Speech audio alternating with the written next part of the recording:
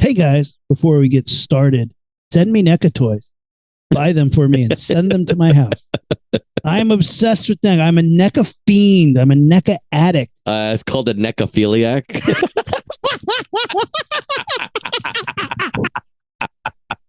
Shut the fuck up, dude. I can't.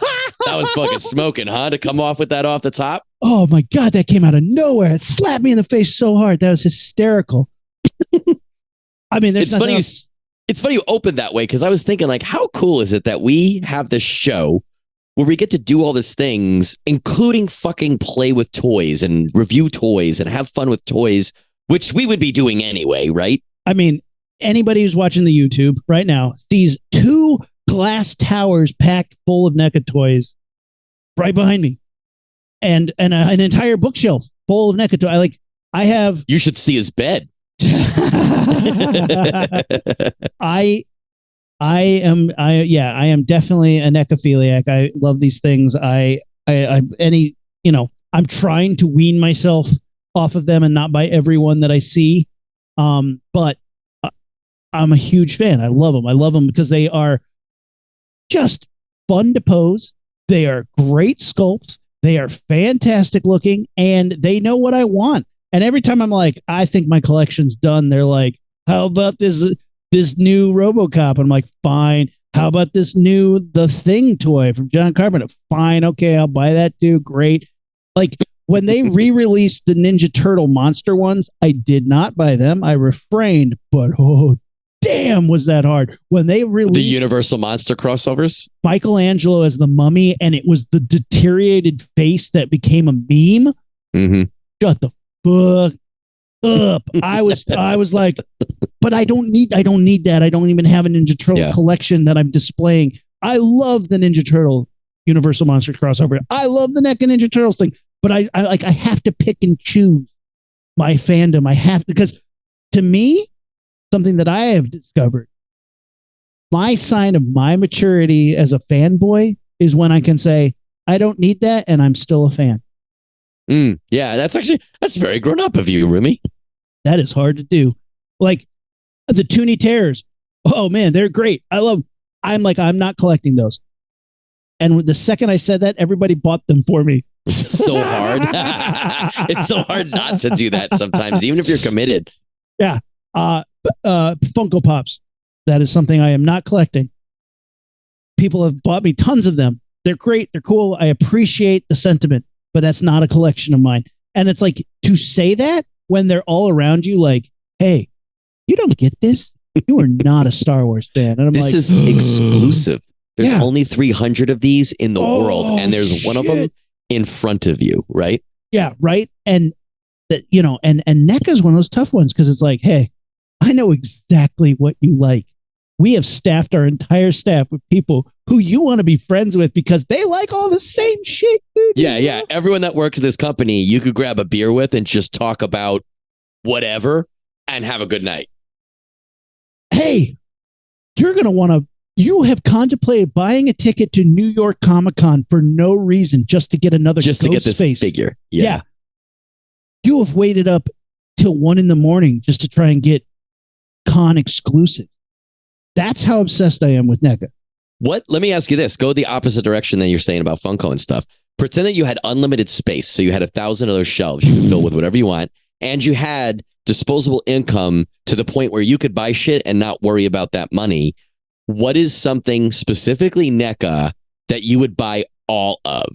Like for me, for sure, Predator. I would buy every fucking Predator figure they made. It doesn't matter. I would buy all of them. You'd buy the one that's like, I'm invisible, but I spilled mustard on my shirt. So it's like a little yellow thing. I'm invisible, but I also spilled ketchup on my shirt, but I'm a separate toy. I would buy the very rare Jean-Claude Van Damme in the Predator suit. Red on production day. Right? Yeah. Why haven't they made that yet? They're going to steal our idea. Watch. Yeah. Oh shit. Yeah. You know they are. God damn it. That was our idea. Dibs. So I already did it. I have all the Jason, every single one, even the one of his mother. That is super hard to find. Yeah. His mother and the like the little dais with her head surrounded by candles. That was really hard to get. Do you have New Beginning? which one's what's new? The one that's not Jason. The one that's yeah. I got him twice. Yeah. I got him twice because I like the weapons so much, and I built this thing where it's a clear Jason mask that's just covered in all the NECA weapons. That's a life-size Jason mask. Life-size Jason mask that's just covered in every weapon that they came with, and I like those weapons so much that I had to buy it twice. I have multiple ones of the Sackhead because one came and he didn't have bendable legs, and the ultimate version came out and he came with a fire pit, and I needed that fire pit.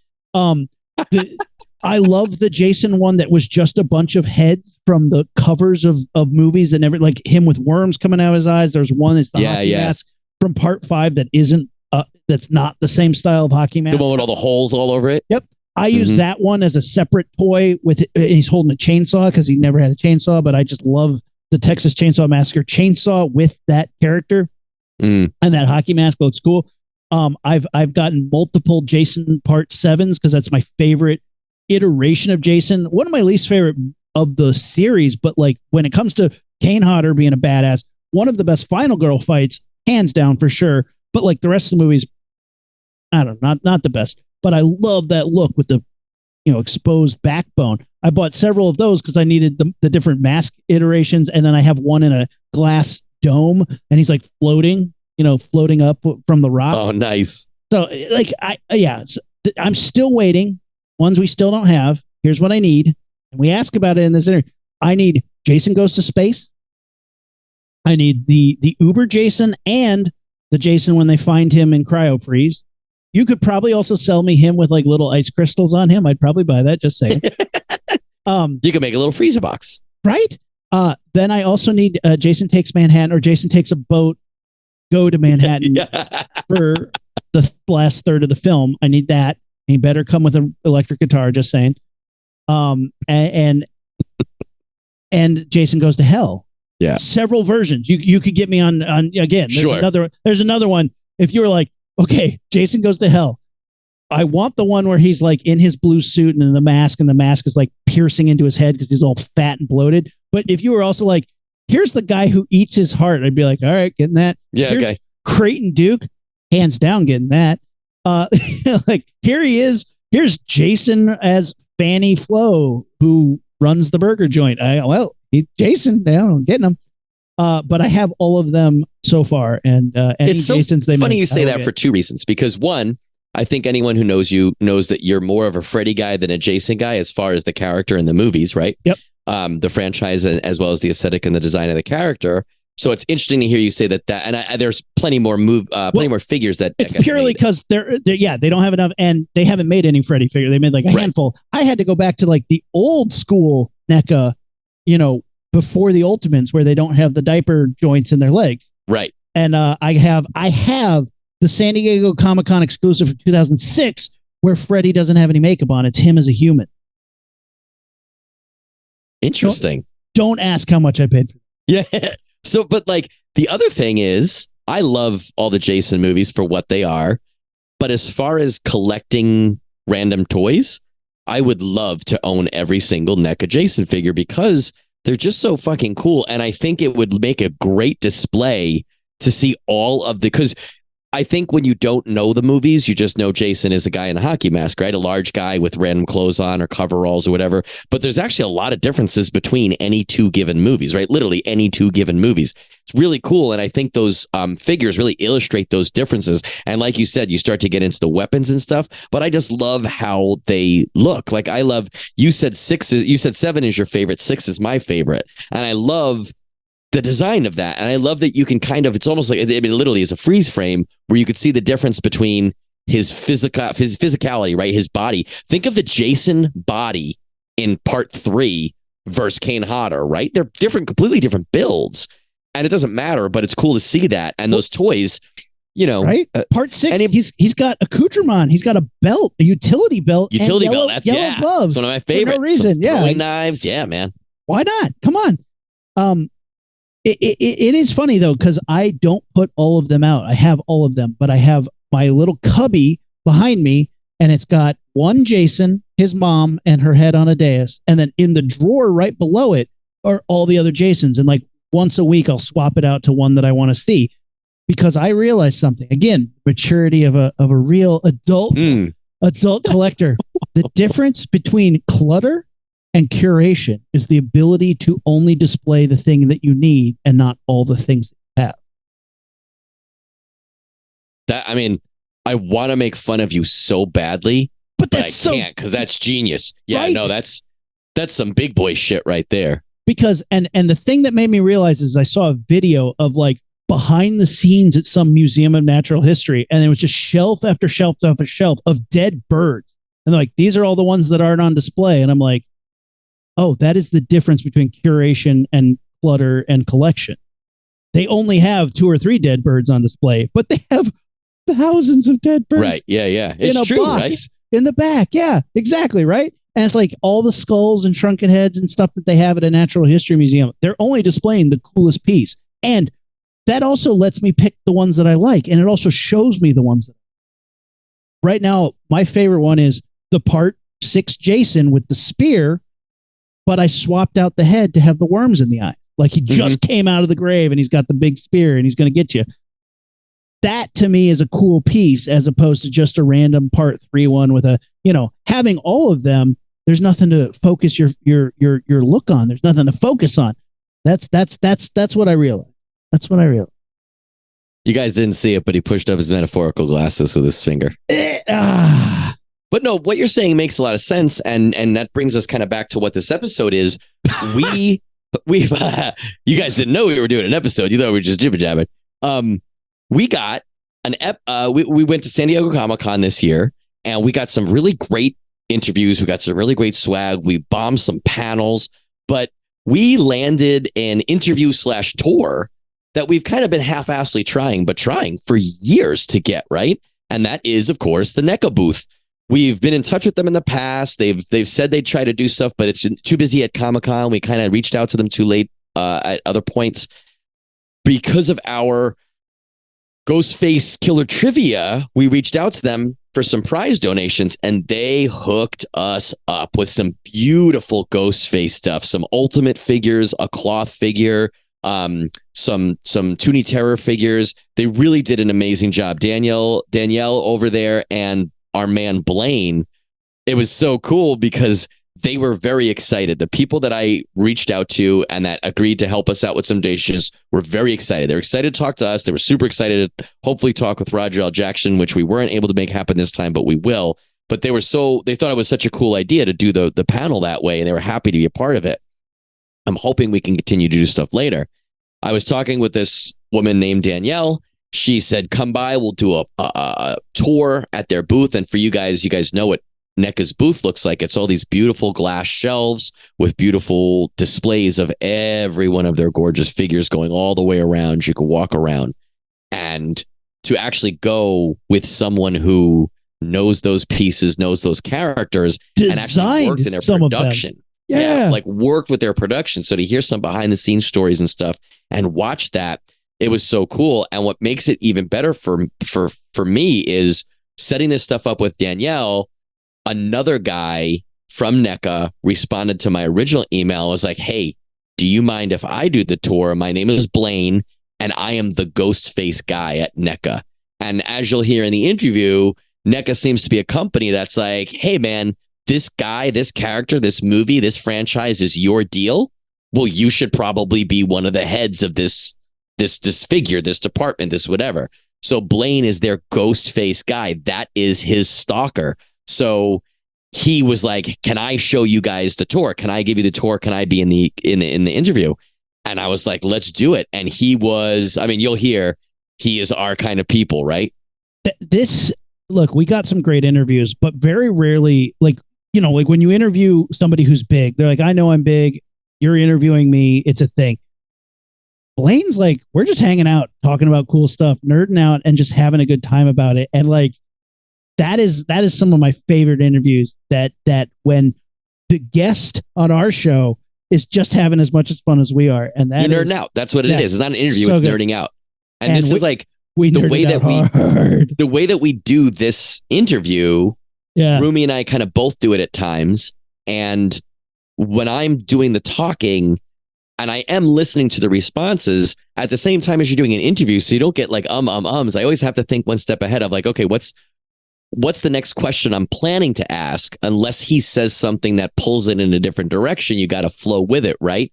But there are so many times that you just wanted to be like, yeah, and then what? Because you don't want to ask, you don't want to talk about what you want to talk about. You just want them to keep going, and you just like start nerding out. And it's like it's almost like you take the headphones off and just crack a beer or a soda and just start shooting the shit, which is essentially what it is, And Blain was awesome. He was smart. He was funny. He certainly knew Ghostface, certainly knew NECA, right? And it was one of those. I think we were scheduled for a half-hour meeting. It lasted longer than that, and for sure. We got to have this guy back on. I would go to the movies with this dude. I would invite him to go see, a midnight movie. Jason Lives or Jason's on a boat, some shit. That would be fun as hell to do, right? Well, let's throw this interview. Let's show it off. All right. This is our interview at the NECA booth, San Diego Comic-Con 2023. Ignition sequence start. 6, 5, 4, 3, 2, 1, 0. All engine running. Liftoff. We have a liftoff.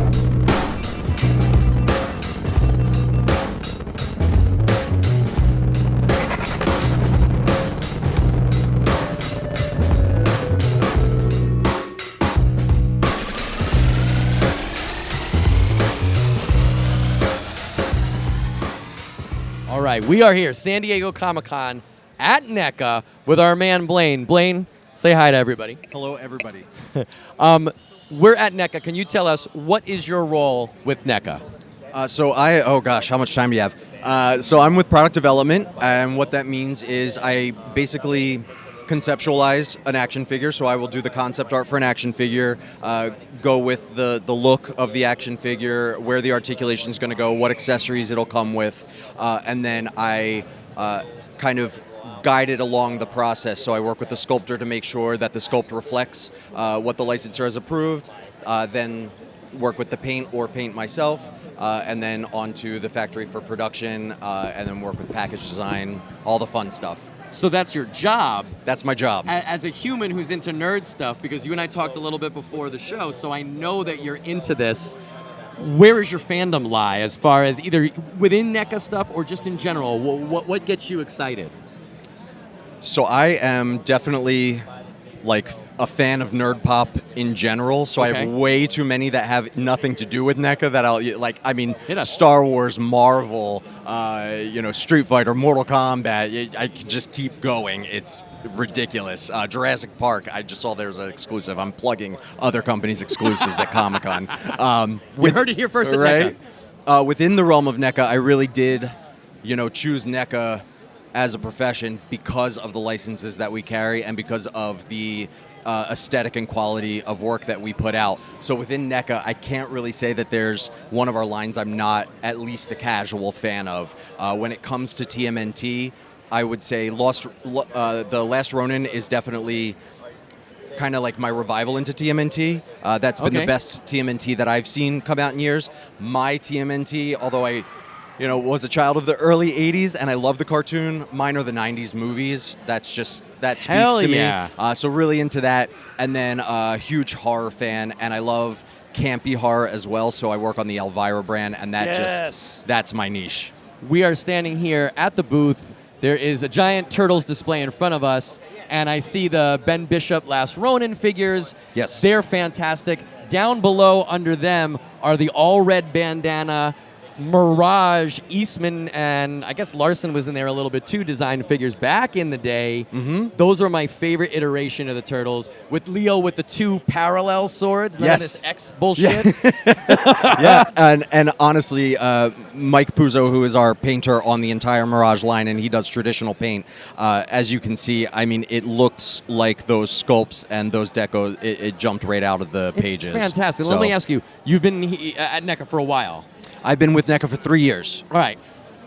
Of the stuff that you have worked on, give me like a top, something that you're a fan of, both as a nerd and as a creator. Ghostface, hands down, easy. Yeah? Oh, without question. NECA has already done a bunch, and I know there's more coming down the pipe. Yes.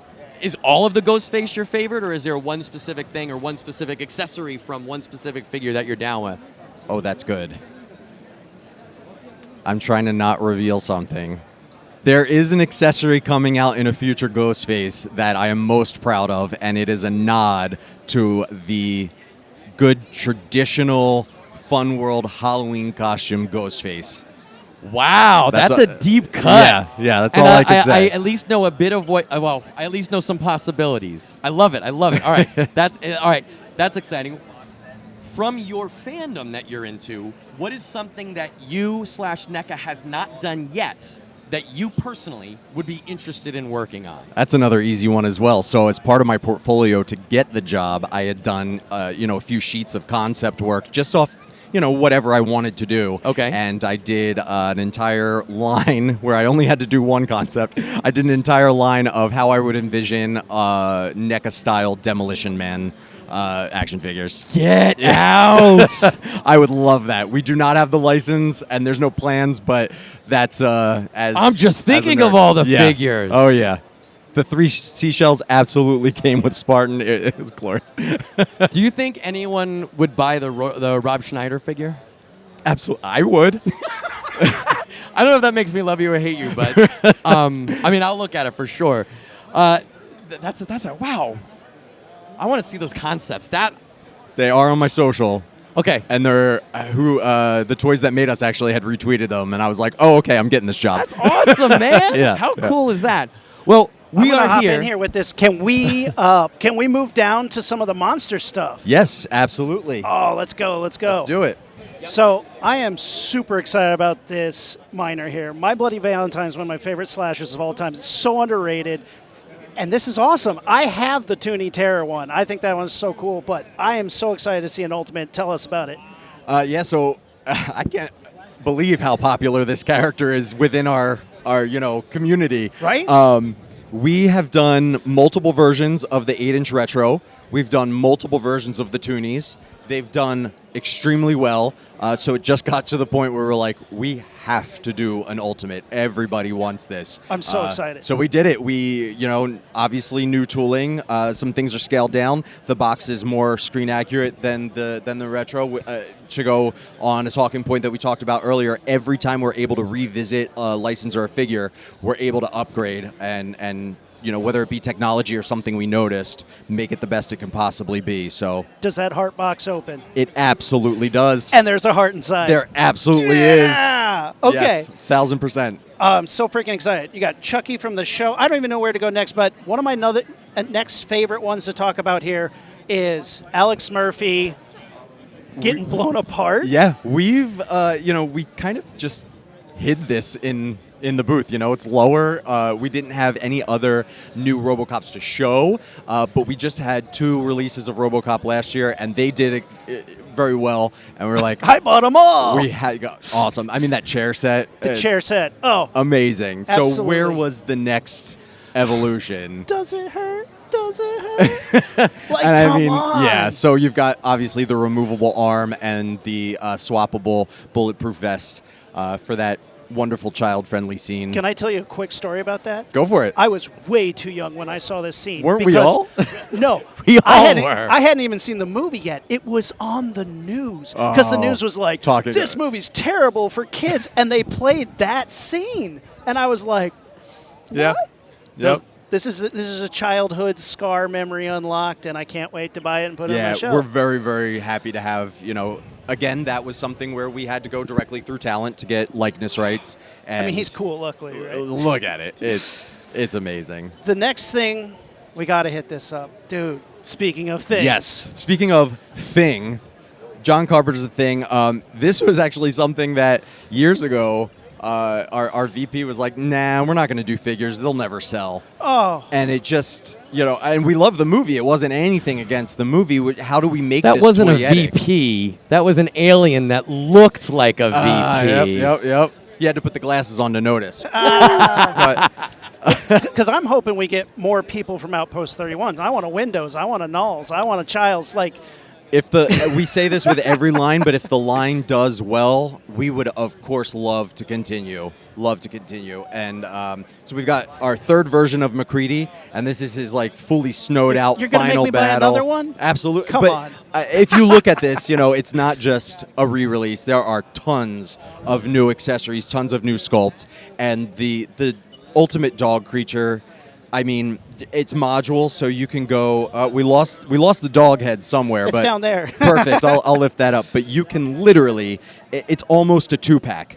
You can go from just this really cute looking husky dog to this disgusting looking creature, and everything snaps in and out, so you can really. What are the squiggles on his back? What is that texture? Is that plastic? Is It's it a flex bendable? piece. So yeah, it's a What? slightly bendable, so it won't snap. The legs are actually articulated. It's fantastic, and I have to give our packaging designer Chris Ramo a shout out. He drew this packaging from the ground up, and I want this on a steelbook cover. Of all your package is always classic. Like you'll walk into Target and be like, I'm not buying. Oh, look at that NECA package in your bag.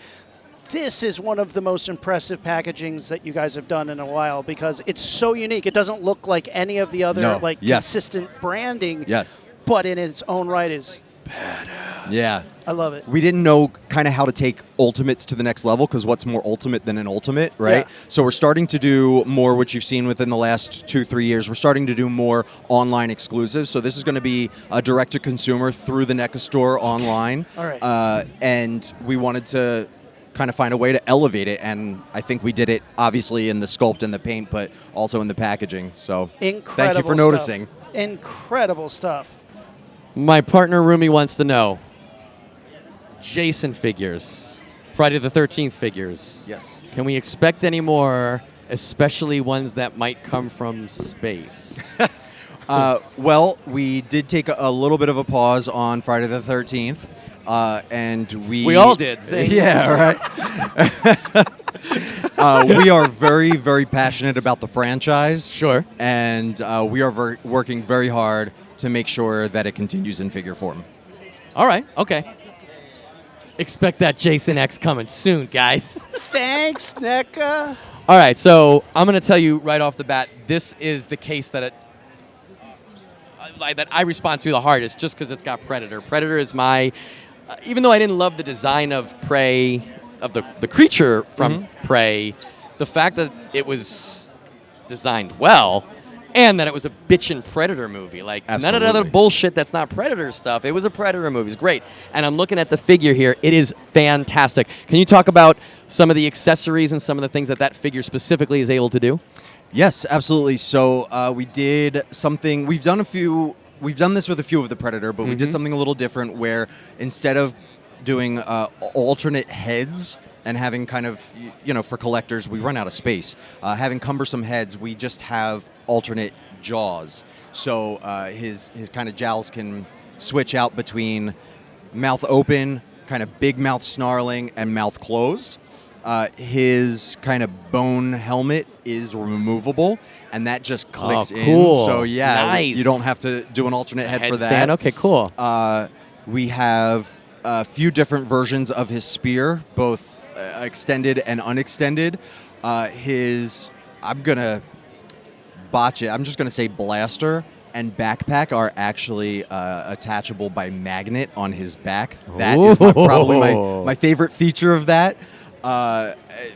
The dread tentacles are very soft flex piece, so he actually does have those back spikes that you see in the movie. That was something important to us to try to get that. Sure, okay. So we went with a much, much softer flex piece for his hair, so that A, it wouldn't destroy the spikes, and B, they're thinner in that movie, so you get more of that posability, and just to make it as toyetic as possible.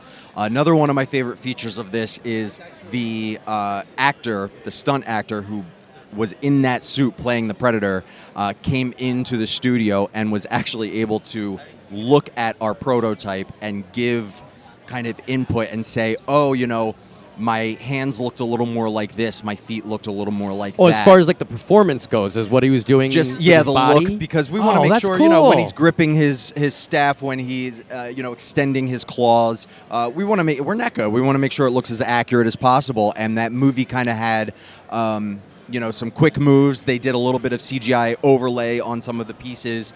So it was hard to kind of decide exactly what details were accurate to the source material, which were screen accurate. So we were able to, work with the actors and the studio to get something that, look at it. And that's so cool. And, while you're talking, I'm looking at his knee joints. Yeah. And I can see how many different points of motion and movement there are in each knee. Yeah, and very posable. I remember the first Jungle Predator that was just like in the blister crunk. packaging. Yeah, it was just like a Frankenstein. But it's all art evolves, right? And yes. and you guys as a figure making company, you're artists. This is art. And your products have evolved. You understood what we wanted, and I'm sure you guys have customer feedback, and technology improves. And like you said, now you have like a film-specific stance that figure can do. Yes. And we all remember, Kenner Star Wars, right? It was it was nice. Your 5 POA. Yep. 180-degree arms. That's all you got. Spin them around. That's it. Not even the right color lightsabers. You said that's what made it. You said something really interesting about this that I wanted to ask you. You said that the spikes on the back were very important for you guys to include. That makes me think that there are some things with some toys, some figures that you can't include sometimes. Yeah, any time that you're scaling something down, hair, like the spikes on his back. If you watch the movie, he's got these little kind of hair-like spikes on his back. Sometimes when you scale things down, it's just not possible, or it would snap so easily. Sure, and sure. we already try to go as screen accurate as possible and as thin as possible. So sometimes it's just not possible. Sometimes, it's a rights thing. If you look at our, Back to the Future is a perfect example. If you look at his shoes or his hoverboard, the hoverboard doesn't say the company that it said in the movie. Right. The sneakers aren't the brand that they were in the movie because that's another brand. Sure. So depending on the reasoning, sometimes we have to alter to fit the action figure. So it's really great when we can add those very specific details. For things like breakability, like you're talking about thin pieces of things that could break, which, let's be honest, NECA has gotten the finger pointed at them a couple times for thin pieces, right? Yep. And fair enough. But for that kind of stuff, if you guys as a company decide, we have to omit this from a figure or from a toy for whatever reason, do you have to kick that back to the original licensee for approval? Like, hey, we're losing the back spikes. Is that cool? Or is that part of the contract that you guys are allowed a certain amount of leeway to either add or take away? That's a really great question. Thank you. Yeah. And it depends. Sometimes we will sculpt the way that we think it will work the best, and a studio will send it off for approval. And if it gets approved, great. If it doesn't, they'll give us notes. And again, sometimes studios are super involved, or talent is super involved, and will say like, "Oh, this doesn't quite work for a toy," and they'll say, "I don't want my toy unless it's got that." Back spikes. Okay. Yeah, and we don't want to go, to kind of talk on the whole like snapping thing. We're not a toy company in the sense of children's toys, right? We're a collectible company, and we hope that when we do reveal, like the gauntlet spikes on the Predator, Leo's katanas, we want to make sure that we don't have to thicken them up and to look like a kid's toy. Sure. And we hope that the adult collector will realize that this is a collector's piece, and handle it with care. We don't always. We keep it in the package. We Is that think what you're saying? Stop cuddling your toys, kids. Right. But when you're posing, we want you to take them out. I'm an out of box collector, and I want to pose them on the shelf. I have statues that I do that with as well. But when I open a box that is a maquette or a statue, and it's got that styrofoam, I'm handling that like the $450 I paid for it. Right. So, No, I hear you. I try. I do it with all my action figures, whether it be a kid's toy or an adult collectible. I heat up the joints to all my action figures. Doesn't matter the brand. I'm not going to call out any other brands, but I do it with many, many brands because as an adult collector, I know that I find value in what I'm spending my money on, and I want to make sure that it lasts. Sure, I hear it. All right, so Blain, what do we have in this case? So this case, we have 3 different of our kind of sublines. We've got our retro 8-inch cloth, which originally was designed to kind of look like those nostalgic, almost purposely campy, crappy, figures from the 70s. And it's kind of since then evolved with the wonderful tailoring. Sarah, one of our tailors, does such a great job that we've kind of started making them more hyper-realistic. So on the left of the case, we've got the Elvira brand, my personal favorite, and I'm very fortunate to get to work on these. These are the Red Frightened Boo, that kind of iconic classic red sequin dress that she's worn.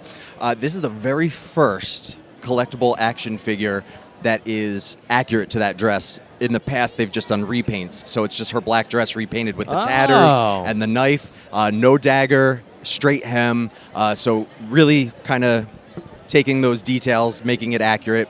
We have our second Toonie, which is a deluxe with her on that iconic couch, and Gonk from the Mistress of the Dark movie. Sure. And then revealed here at Comic-Con is Elvira's Scary Xmas special. And she is, again, all new soft goods to recreate that special accurately. She's got her naughty list, which she personally wrote. She's got a tray of ginger dead men and the creature who is stirring. And she's holding a Bloody Mary because, as she says, who doesn't love a holiday that revolves around a Bloody Mary? And it's literally a little goblin with a big stir stick and a mixing bowl, stirring. Yeah, the when you creature said who she is wrote that list, did Elvira actually tell you those names? Cassandra herself Get out! gave me that list How of names. funny! Yeah, so that's they, amazing. They are so her all naughty her list. friends are like immortalized by In paper form, yep. That's crazy. Yep. And then we've got a kind of a mix of Ultimate, Archive, and Retros. We love music. We love bands. We love classic, new. So we've got Willie Nelson, Freddie Mercury, The Misfits, Elton John. Earlier this year, we released our AC/DC figures. Lots of band figures. Elton's probably our largest 8-inch retro that we've ever done. Obviously comes complete with a 2-scale piano. The set list is on there. Multiple expressions, articulated microphone, bench. We go all out for the. No, this is interesting, and let me ask you this, and I mean it without offense. Of all your guys' line, music is of the least interest to me. Even though I love music, it's just not something that I would collect in a figure form. Yeah. Sales-wise, I guess, how do those figures and how do those products rate compared to some of the what I would assume is your bigger stuff, like your horror stuff, your Predator, your Ninja Turtles? How does that fall as far as interest and production? That's a good question. So with them being the 8-inch retro, it's already a niche market, so we do a lower production run of those compared to, let's say, an Ultimate. So having a lower production run allows us to hit a certain price point, make sure that we're under, and get them out to specialty stores, which we've done for years, and they actually are getting popular enough where you're seeing them in big box. So you're seeing them in Walmart, you're seeing them in Target, Best Buy. So I don't know exact numbers, but they're doing well enough for us to, I think we're like on at least a decade in with band figures. You guys do licenses all the time, right? License. When you're doing, I see some figures down here. You have Alf, you have Pee Wee Herman, you have a bunch of horror characters. You need to go through different licensing procedures to get those. Is that any different or more difficult when you're dealing with a person and not a character? So, like, for example, I'm looking at Willie Nelson, I'm looking at Freddie Mercury. Is that a different can of worms to go through than Predator or Superman? Because they're not people? Yes. So a lot of times with newer licenses, a movie that, let's say, just came out this year, merchandising is huge. Action figures are huge. They are rolled into their contracts. So a lot of times newer movies, all the talent their likeness rights will be rolled into their merchandising contract. I see. We do a lot of nostalgia. So, that did not exist before the days of, like, Kenner. I didn't think of that. What a cool thing. Yeah. All right, okay. So when we do, let's say, Alien and Predator, we obtain the license for that, and we are able to just do whatever. But then when we start getting into the human characters, we have to then go back on top of that license and acquire the license directly through either that talent or their estate and get the rights to use their likeness. And I like that you brought up these kind of cartoon, our Toonie Classics and our Toonie Terrors. This is kind of an interesting, maybe loophole is the right word, but because they are stylized in a form of cartoon, we don't always, if we're not doing the likeness, we don't always have to go to the talent because we're just making a cartoon. Cartoon of it. Okay. Is that like kind of like a parody, like when you're making fun of something? Exactly, it's exactly. Okay. Now, a lot of times we still roll it in and we try to do shared licenses. If we're doing a Toonie Terror, we want to try to do them in another action figure form when we can. Sure, So, okay. I'm trying to think of a good example. Elvira is a perfect example. She started as a Toonie Terror, and then we went into the retro 8-inch because we had her likeness.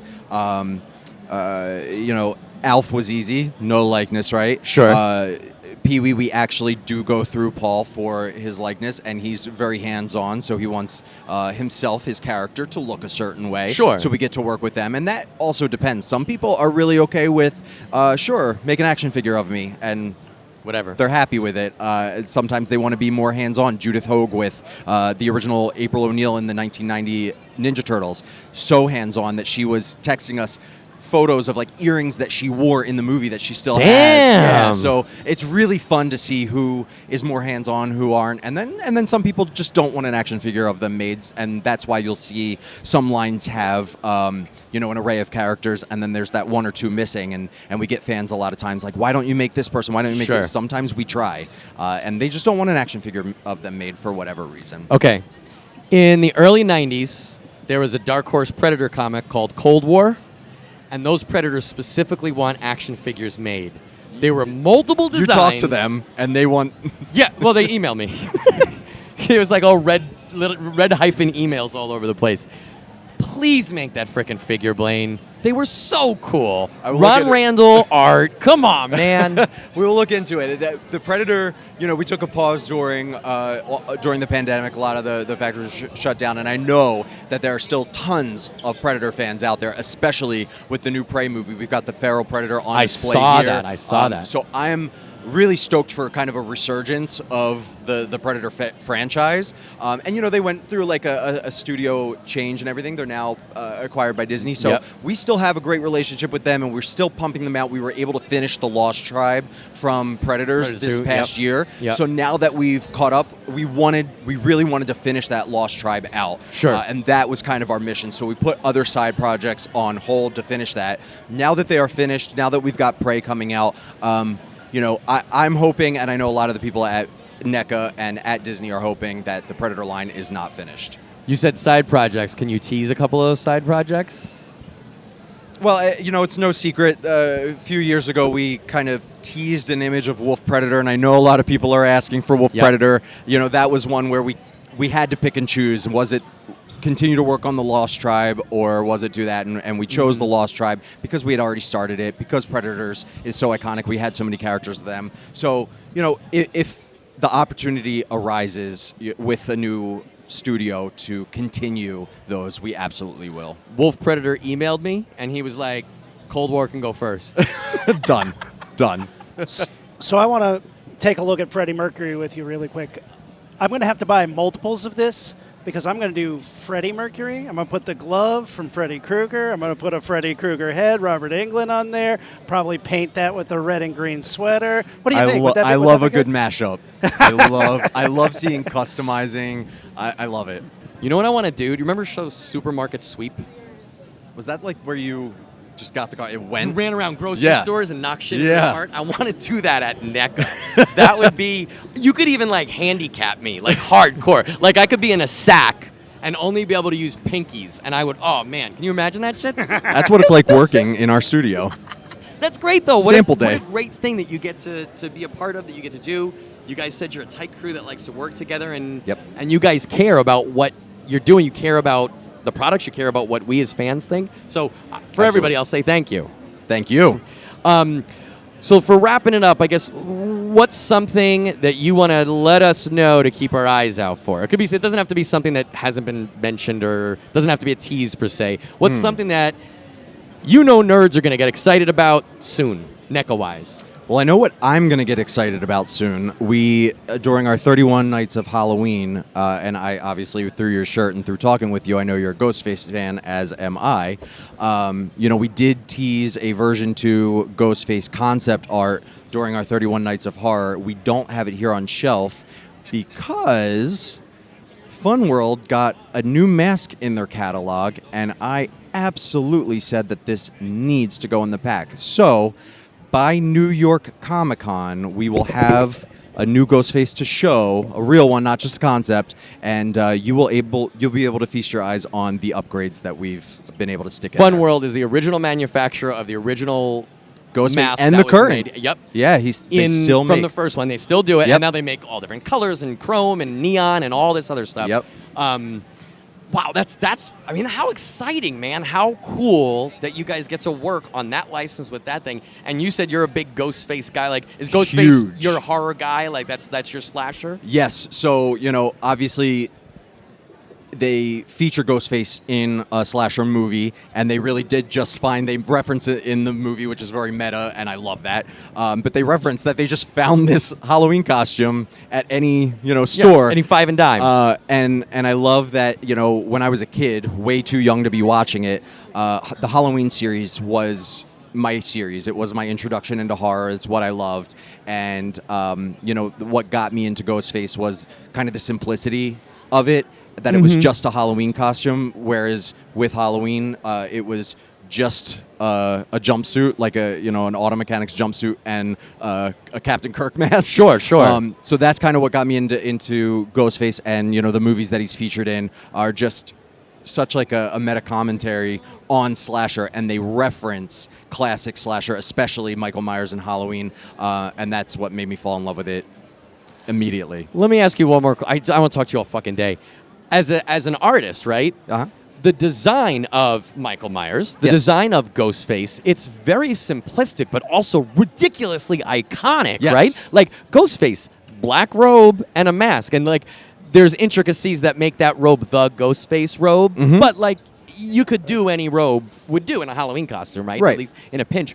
Why do you think something like, let's take Ghostface's design, why is that so iconic? Why do we all gravitate towards that? Why do we aesthetically like that as a character? I think it's the simplicity. When you go into more intricate looks, it hits, I think, a more of a niche market where you have to kind of do a deep dive and recognize that. And something like Michael Myers, Ghostface, in its simplicity is so easy to recognize by mass market. Anyone can dress up as Ghostface for Halloween, and every door they go to is going to recognize it, whether they've seen it in a movie or at a Halloween store. They're going to recognize that. So, I think in its simplicity, it's more recognizable and in itself becomes more iconic. Do you like scary movies? Why don't you hit us with NECA's social media and where to follow NECA, as well as your own personal if you're up for it? Absolutely. As mentioned before, my own personal is Blainer Things. That is my own private account, not affiliated with NECA. The views and expressions, I got to do that whole disclaimer.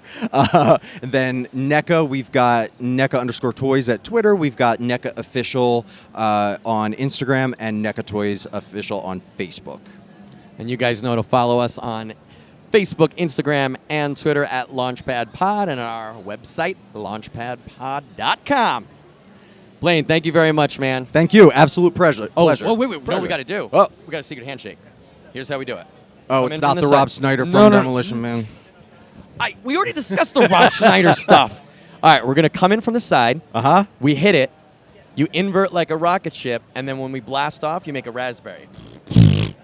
Ready? Done. How many people have done that into this microphone today?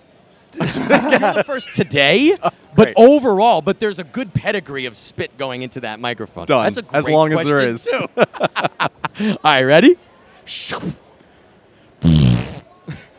Launchpad Pod.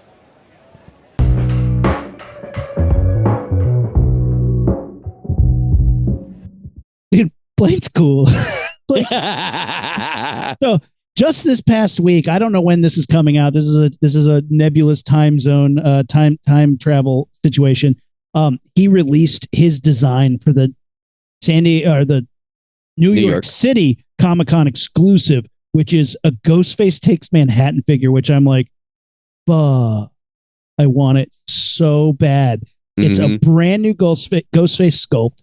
It looks very different from any of the other ones they've done. It's the new face system that they're doing, which is like a magnetic face, so you don't have to pop the heads off. You like pop the face plate off as magnets, and has a bunch of different like Ghostface faces, bloody. You got a Pride one, you got the stab green one, all kinds of, and it comes with a little Statue of Liberty with a Ghostface face on it, and a playbill with the Ghostface like silhouette on it. That is so cool. That is so cool to me. I am. Hey, anybody in New York? Any listeners in New York? Hook us up, yo! I will pay for it. I'll pay for shipping for it. If you're going to New York Comic Con, let me know. Let's see what we can make happen. Serious. I want that thing. It looks so good. And today is August 21st that we're recording this. Yeah. Comic-Con was like the week of July 19th, 2021. I think we talked with Blain on the 20th, and he, off mic, told us a couple things Ghostface related that were coming up.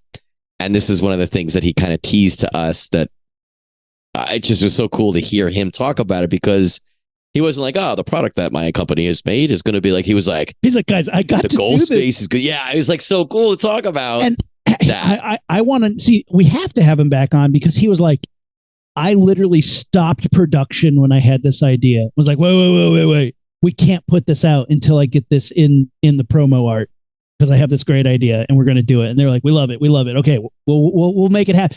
And like, I want to know what it is. Like, what was it? Is it the playbill? Is it is it the statue? Like anything. I want to know what it is. But that's so cool. That's so cool that you get to go in and you say, what Ghostface do I want to draw today? And like, he designed the Pee Wee Herman, Toonie Terror. I mean, it's not a monster, but like, R.I.P. Pee Wee Herman. But he got to design that. That's so cool. Like, are you serious? Like, you get to do the things you love and then make toys out of it, and then everybody wants that. Matt, here's a question for you. I'm putting you on the spot. What toy line, even if it doesn't exist, if you could work at NECA, what would you try and make? Oh, that's a good one. My first answer, just off the top of my head without thinking of it, and this might not be my final answer, but I'd go with the miniseries. That's awesome. And here's, there's two lines. You have one line that is the super detailed, authentic looking NECA shit that they do now that looks like beautiful collector's ultimate edition figures. But you also release a line of almost like Super 7 reaction figures that they play with in the show. Because if you remember, there's one scene where the kids are playing with visitor toys. Yeah, I want those fucking toys too, because they had spaceships. Wouldn't that be cool? Off the top of my head, that would be mine. Please tell me you'd have the one where, what's the reporter's name? He's played by Beastmaster. Mike Donovan. Mike Donovan with his recorder, and like it comes with a helicopter, and it's in a set that's way too expensive. That's the helicopter. It's a 2-pack. The helicopter. Yeah. Third world. I don't know if it's named, but third world country. I can just see the NECA toy of the leader of the visitors. What's her name? Who eats the hamster? And it's Diana. Like, she's not Diana, the leader, but Diana. But she comes with like the hamster in a regular face, and then the big face, and you can dump the little hamster. Yeah, man. But think of how fucking cool that would be, right? And think about it. Everyone right now who's ever seen V and who's ever seen a NECA figure, think about what Aaron just said. Think about that got face of Diana's head. Think of how cool that would look. Because when you watch it, it looks like a weird fake special effects head, but it looks baller in the show. NECA would make that look so cool. 3-dimensional, what would that probably be? Like 6-inch scale. It would look so cool. Yeah, and take my money. Take a little guinea pig that you have to like be able to slide down her throat. That is so cool. And of course, like the ones with the half face, with their faces ripped off, and then they already have the sculpt, of Robert Englund over there. Robert Englund, yeah. So I know that exists. Job. I want to do a line that's an accessories pack for all their things, and it's literally a set of people that you can set up as like victims for Jason or Freddy. Nondescript. They don't have to be. Look, if we can get the rights to somebody specifically from the movies, that's great. But I'd rather just like a camp counselor, and like you get to customize the shirts. He has like a guitar. He's like happy and doesn't know that Jason's behind him with a giant machete, but he's also like, you get a scared head where he's like, oh shit, and then of course like a slot in the head for an axe or a machete, and then like Freddy Krueger, you can swap out the front of the shirt for a bunch of slashes across it, and you have like male and female figures for different things. A Predator, you have like a gang member, and he's like, get some motherfucker. He's got the cocaine under his nose, and you can. Oh, but the cocaine is like wipe on with ice. Remember those toys that had so the Predator 2 gang member. NECA was like, we're going to hire this guy based on his victim idea, but the cocaine color change, that's you're out. No, I think you fucking lead with that. That's when they come to you with the job offer, Rumi, you say, I want that in the contract. That's going to be in the like that's it. And I know NECA has done cold temperature water changing Terminator 2 figures, if I'm not mistaken. Right? And like I think they did. Think about it. Like they're nondescript, but they could fit for any toy. Like you have like, again, if you have the ones that kind of look more like a gang member, like somebody who's like a thuggish character, and he's like, and he looks like he's being like stabbed by a predator. Well, then you just swap his legs out for the one that has his balls blasted off. Now he's a RoboCop like character, right? And then like, and then you flip him upside down and he's back to Predator. Like there's so much versatility because when I design toys in my head, it's all about versatility because I never played one toy with one thing. Like, sure, my G.I. Joes were also Ghostbusters, were also Predators, were also Terminators, like it you can make it totally modular too, where like you're saying Bingo. Gang member, you could make about. A torso, even if you just did upper half and lower half, right? You could take a bandana. I mean, not to be stereotypical racist, but you could take a bandana and sunglasses and chains on or off, change the jacket or the outer thing, and you could have a whole different type of character, right? And and that works for Friday the 13th. That works for Predator. That works for RoboCop. That works for Freddy. Like they all, as long as they have that like 80s vibe to them, it works perfectly. And that's something that I would be very interested in. And like, I'm even like thinking about 3D printing them myself if you don't make them. But like, I want that ability to, again, like, what is the wound in the chest? Do I have a hole that goes straight through that you can see through that I can put a spear in? A couple of holes to have like, I would love like just the magnet shirt pops off like they do for the Freddy Chest of Souls that has like the prongs of a pitchfork coming out the front. So I could have, Jason behind him. I think there's a lot of opportunity there that I get why you wouldn't do that because it's macabre and gross, but at the same time, like, that's what I want.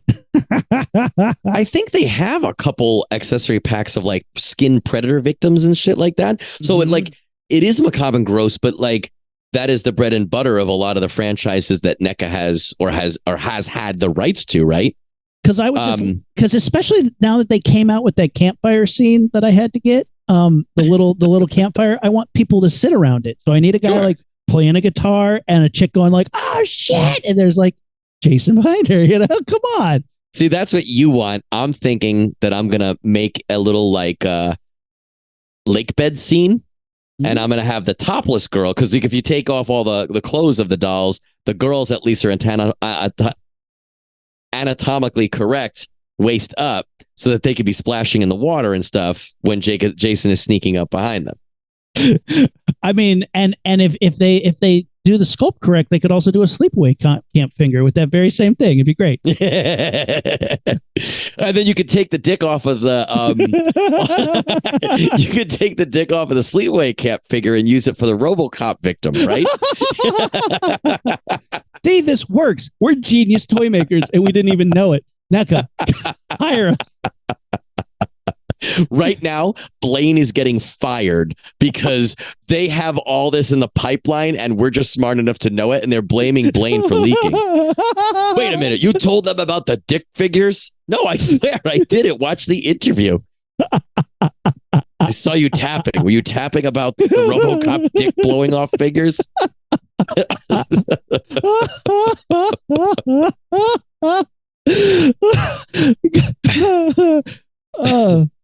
Guys, what's your favorite NECA figure? Have you ever spent way too much on them? Do you have a bunch of glass cases packed full of them? Remember, be a curator, not a clutterer. Let us know. Hit us up on social media.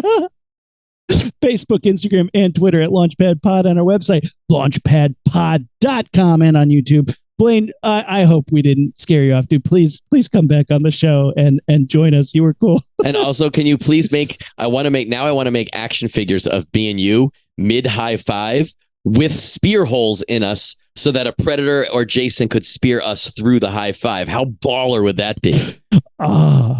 Dude, genius toy makers right here. How did we know? How did we not know? Like, we're great podcasters, handsome boys, genius toy makers. Add it to the list. What can't we do? Yeah, I never thought about it, but I would have said yeah. I would have said yeah, we could do that. Only one thing left to do, buddy. Bless us. There's a button on my back. When you press it, it goes whoosh. We're the Rocketeers, and we're out. Ignition sequence start. 6, 5, 4, 3, 2, 1, 0. All engine running. Liftoff. We have a liftoff.